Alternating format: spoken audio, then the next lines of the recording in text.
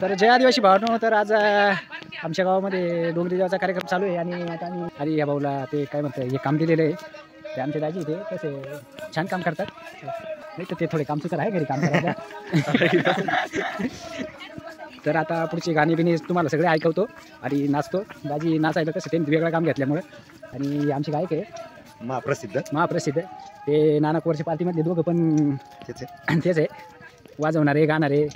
तर आता ढाकाचा सीझन बंद आहे, तर आता लवकरच लागण्याचा टाईम आला का मग त्यांची भेट घडवून देऊ. पण सध्या आता डोंगरी देवाची गाणी ते तुम्हाला म्हणून दाखवतील आणि त्यासाठी आमच्या ब्लॉगला कंटिन्यू करा.